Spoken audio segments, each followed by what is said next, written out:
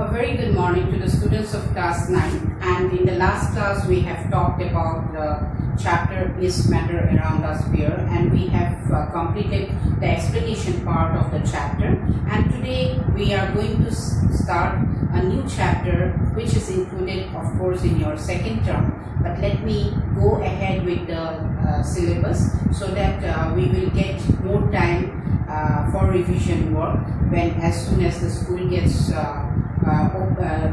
as soon as the school is open, and then we can have lots of interaction at that time. So here I am doing the speaking part, so that is why you all have to listen only, and then of course if you have any doubt you can clear it out in your June class, but so that's why I am starting with the syllabus from the second term, that is atoms and molecules. Now when you are talking about atoms and molecules, what happens is that you have learned the preliminary definition of atoms and molecules. Now atom is defined as an element which actually cannot be the elements. How can you define elements? You cannot divide it into the simpler part, and that is known as the elements. And then it was in fact Maharishi Kanan who postulated that if we are going to divide matters, now if this piece of chalk, I go on dividing and then I will get at one time powder, and then at that time when I will get the powder, at one time I will not be able to divide the particles of this matter anymore. So that means this is an indivisible part of the matter, and he actually in fact he defined matter as a padarth, right? So that means what happens here is that means that matter which is the padarth or the material cannot be divided further if you go on dividing.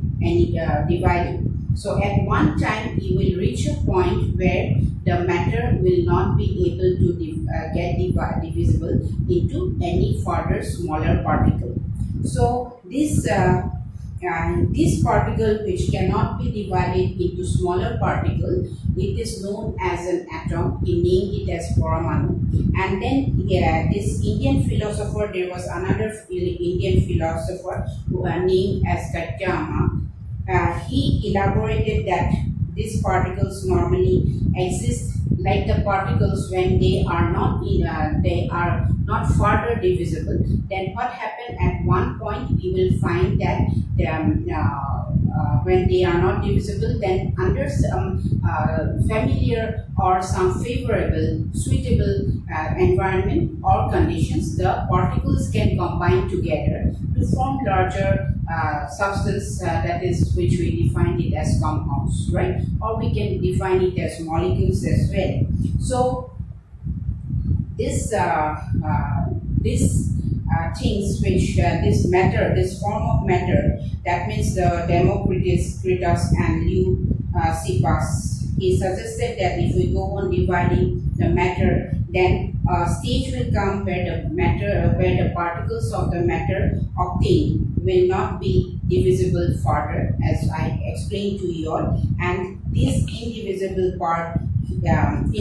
particles were named as atoms, and all these were based on the philosophical consideration. Please remember that this was a philosophical consideration, and then by the end of the 18th century, then the scientists began to recognize the difference between the elements and compounds. So as we move ahead with our further explanation is that at this point, to explain the concept of elements and compounds, the law of chemical combination came into law of chemical combination.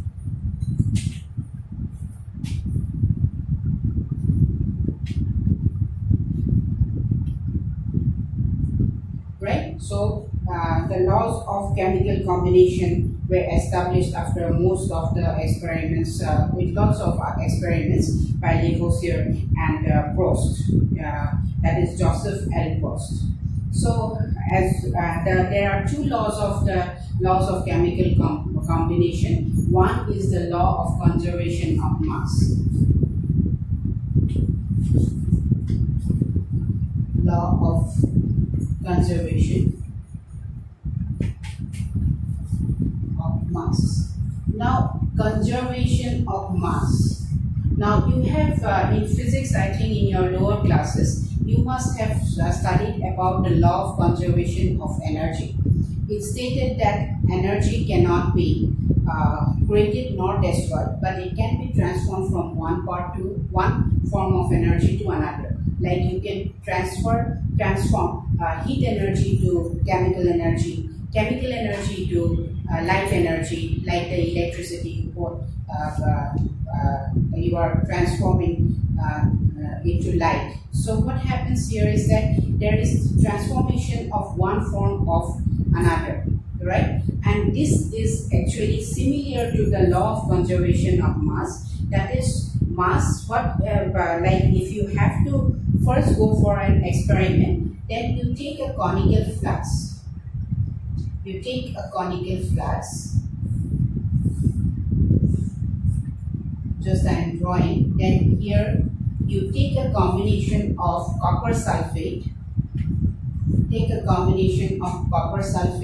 and also sodium carbonate. So sodium carbonate. Then what you do, you name this as what you have to do is that you name this as Y and this as X, right? So here what you do, you take another ignition tube,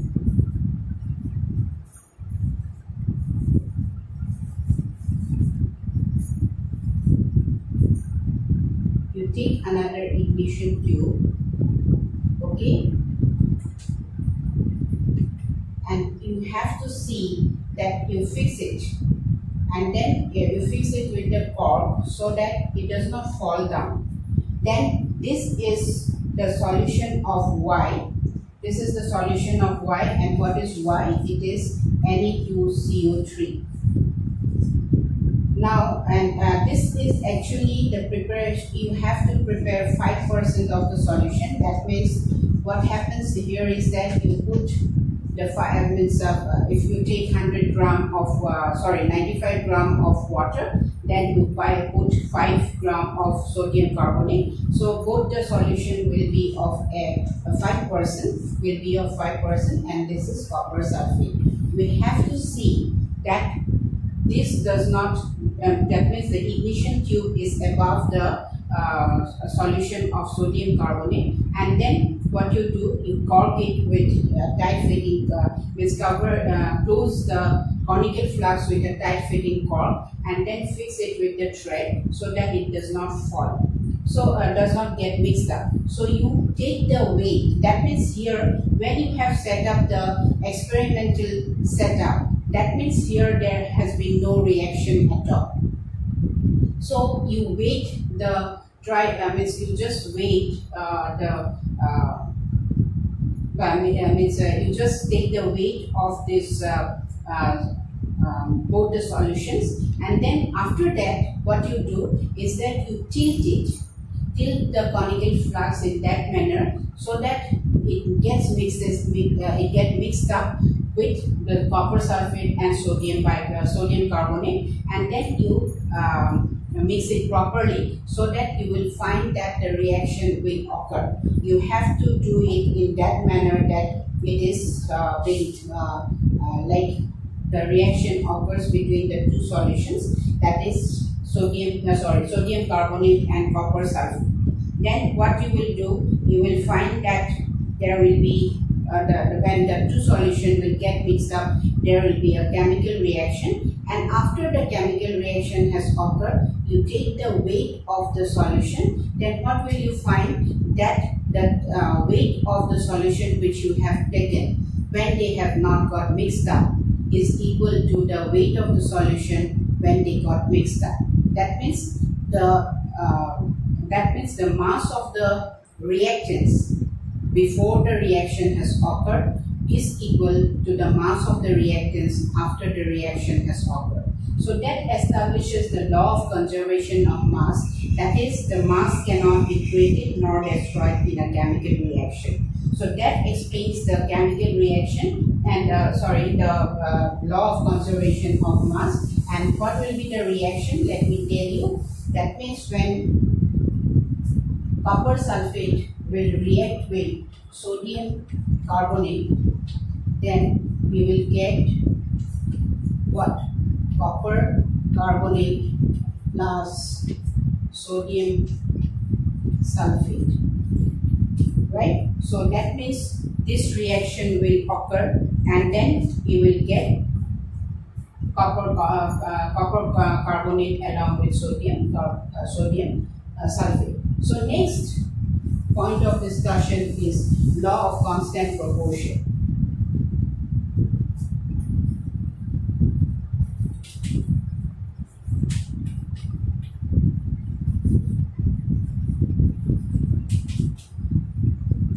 Law of constant proportion. So here what happened that means with time there was some like it was being noted by Lavoisier that a compound is being formed by combination of two or more elements, like suppose H2O, then NH3.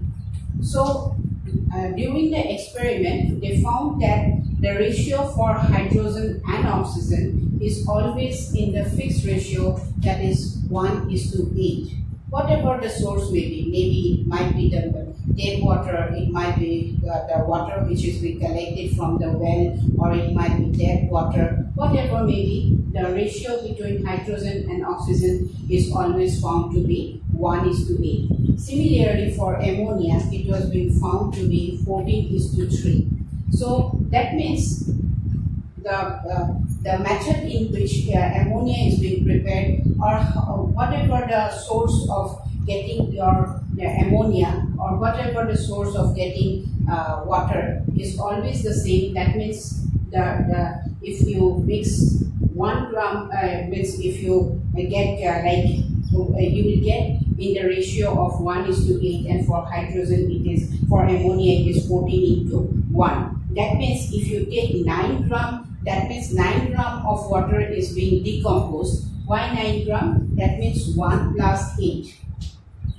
That means 9, and 1 plus 8 is equal to 9. So that means the total mass of means the ratio for water will be 1 plus 8 is equal to 9. So when you are talking about 9 grams of water, that means you will always get 1 gram of hydrogen along with 8 gram of oxygen. So that explains the law of definite proportion, that in a chemical substance the elements are always present in a definite proportion by mass. I repeat, in a chemical substance the elements are always present in a definite proportion by mass. So I'll end my class over here, and I will please go through the two laws, that is law of conservation of mass and law of constant proportion.